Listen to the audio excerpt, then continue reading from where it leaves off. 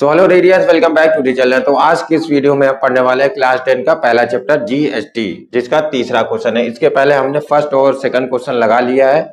अब हम चलते हैं अपने तीसरे क्वेश्चन की ओर। ठीक है, तो जो तीसरा हमारा क्वेश्चन कह रहा है, ये कह रहा है कि the market price of an article is 12,500 rupees. ठीक है, a dealer in Kolkata sell the article to a consumer in same city. ठीक है, in same city at profit of 8%. If the rate of GST 18%, find the selling price IGST, CGST and SGST paid by the dealer to the central and state government. और तीसरा इसका जो part है वो कह रहा है कि द अमाउंट विच कंज्यूमर पे फॉर द आर्टिकल्स। ठीक है, और उस आर्टिकल्स के लिए कंज्यूमर कितना पे करने वाला है। तो चलिए बारी बारी से हम अपने तीनों सवाल को लगा लेते हैं। ठीक है, इसके तीनों पार्ट्स को लगा लेते हैं। तो इसका जो पहला पार्ट कह रहा है वो कह रहा है कि सेलिंग प्राइस एक्सक्लूडिंग टैक्स, यानी बिना किसी टैक्स के सेलिंग प्राइस क्या हो जाएगा। तो यहाँ पर ये जो सेलिंग प्राइस हो जाएगा इसको हम एसपी से लिखते हैं कि किसके बराबर होता है, वो कॉस्ट प्राइस होता है प्लस में होता है आपका प्रॉफिट होता है। ठीक है, ये हो जाएगा आपका प्रॉफिट हो जाएगा। तो कॉस्ट प्राइस इसका क्या है, कॉस्ट प्राइस इसका है 12,500 रुपीज।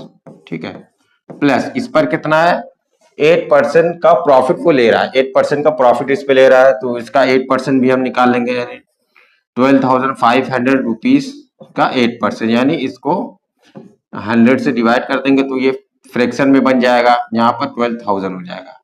ठीक है, तो अब देखिए 2 जीरो से 2 जीरो आपका कट जाएगा, तो यहाँ पर हो जाएगा 12,500 और प्लस इसका मल्टीप्लाई हम यहाँ पर कर देते हैं जल्दी से। ठीक है, 125 का मल्टीप्लाई करते हैं 8 से, तो 8 5 जा 40 हो जाएगा, कैरी आया 4, 8 2 जा 16 और 20 हो जाएगा, कैरी आया 2, 8 1 जा 8 और 2 10 हो जाएगा यहाँ पर आपका। ठीक है, तो इसका 1000 रुपीज क्या आ रहा है, आपका प्रॉफिट आ रहा है यहाँ पर। तो टोटल अमाउंट जो हो जाएगा, यानी selling price, sorry total amount नहीं, जो आपका जहाँ सेलिंग प्राइस हो जाएगा वो कितना हो जाएगा 13,500 रुपीज यहाँ पर होने वाला है, हो जाएगा। ठीक, इसको हम अंडरलाइन कर लेते हैं। अब चलिए इसका हम दूसरा पार्ट निकाल। दूसरा पार्ट यहाँ पर क्या कह रहा है, आईजीएसटी। ठीक है, तो यहाँ पर देखिए आईजीएसटी तो लगेगा ही नहीं, क्योंकि आईजीएसटी क्या होता है, आईजीएसटी लगेगा नहीं। आईजीएसटी देखिए क्या होता है, आईजीएसटी तब लगता है जब 2 डिफरेंट स्टेट इसमें इन्वॉल्व हो। ठीक है, लेकिन यहाँ पर क्या हो जाएगा, एग्जाम्पल के तौर पर जैसे मान लो हमने एमपी का सामान, ठीक है, एमपी का सामान हमने यूपी में भेज दिया।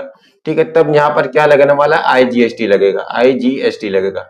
लेकिन यहाँ पर देखिए क्या है, सेम सिटी है, स्टेट तो छोड़िए, सेम सिटी है, यहाँ पर कोलकाता के उसी सिटी में भेज दे रहा है, सेम सिटी में भेज दे रहा है, तो यहाँ पर क्या लगेगा आपका जीएसटी, यानी एसजीएसटी लगने वाला है। एसजीएसटी लगेगा, सीजीएसटी लगेगा और एसजीएसटी लगेगा, दोनों आधा होता हो जाएगा। ठीक है, तो चलिए हम इसको रब कर लेते हैं और फिर इसी को हम आगे बढ़ाते हैं।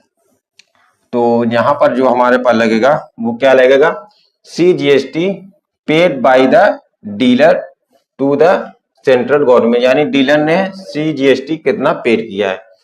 तो यहाँ पर जो हो जाएगा 13,500 रुपीज का हो जाएगा, यहाँ पर 18% हो जाएगा। ठीक है, यानी इसका आधा हो जाएगा, आधा सीजीएसटी हो जाएगा और आधा क्या हो जाएगा, एसजीएसटी हो जाएगा। तो इसको चलिए हम लिख लेते हैं CGST, CGST paid bye dealer, paid by dealer हो जाएगा आपका यहाँ पर टू सेंट्रल गवर्नमेंट। ठीक है, सेंट्रल गवर्नमेंट हो जाएगा यहाँ पर आपका, एंड स्टेट गवर्नमेंट, दोनों साथ में यहाँ पर कर लेते हैं स्टेट गवर्नमेंट। ठीक है, सेंट्रल गवर्नमेंट और स्टेट गवर्नमेंट कितना होगा उनका। ठीक है, तो यहाँ पर हो जाएगा, अब इसका देखिए जो आपका 18% है। ठीक है, 18% आधा कितना जाएगा, यानी 9% जाएगा आपका सीजीएसटी और जो 9% है वो आपका कहाँ जाएगा, एसजीएसटी। ठीक है, ये भी आपका कितना जाएगा, 9% जाने वाला है। तो चलिए हम यहाँ पर निकाल लेते हैं 13,500 रुपीज का, ये हो जाएगा आपका 9%। ठीक है, 9% निकाल लेते हैं इसका, तो 2 जीरो से 2 जीरो कैंसिल आउट हो जाएगा। अब इसका हम यहाँ पर मल्टीप्लाई करते हैं, 135 का 9 से मल्टीप्लाई करते हैं। ठीक है, तो 9 5 जा 45 का 5 कैरी आया 4 हो जाएगा यहाँ पर, 9 3 जा 27 और 4 31 हो जाएगा, 31 का 1 कैरी आया 3 आ जाएगा, 9 1 जा 9 और 3 12 हो जाएगा यहाँ पर। ठीक, तो यानी CGST कितना है आपका, CGST जो है वो डीलर सेंट्रल गवर्नमेंट को पे करेगा 1215 रुपीज का। सेम अमाउंट डीलर जो है वो स्टेट गवर्नमेंट को भी पे करेगा। स्टेट गवर्नमेंट को क्या हो जाएगा आपका, जो यहाँ आएगा SGST, ठीक है, paid by the dealer to the state government, ये भी आपका कितना हो जाएगा 1215 रुपीज, यानी सेम अमाउंट वो भी पे करेगा। ठीक, चलिए अब यहाँ पर the total amount which the consumer पे फॉर द आर्टिकल, यानी अब टोटल अमाउंट हमें यहाँ पर दिखाना है कि जो है कंज्यूम आर्टिकल के लिए जो कंज्यूमर पे करने वाला है। तो यहाँ पर लिख लेते हैं इसका तीसरा जो पार्ट है, क्वेश्चन का तीसरा जो पार्ट है, वहां पर टोटल अमाउंट, ठीक है, टोटल अमाउंट ही लिख लेते हैं हम। ठीक है, बाकी ये कंज्यूमर वगैरह वो आप लिख लीजिएगा। ठीक है, तो यहाँ पर देखिए 30,500 रुपीज का टैक्स उसके प्रॉफिट पड़ा। ठीक है, यानी 12,500 रुपीज का था, 8% का उस पर प्रॉफिट लगा, तो 13,500 रुपीज हो गया। ठीक है, प्लस सेंट्रल गवर्नमेंट ने दिया 1,215 रुपीज, इतना ही उसने दिया, स्टेट गवर्नमेंट दिया 1,215 रुपीज का। ठीक है, अब इन सबको हम क्या करेंगे, हम जोड़ लेते हैं।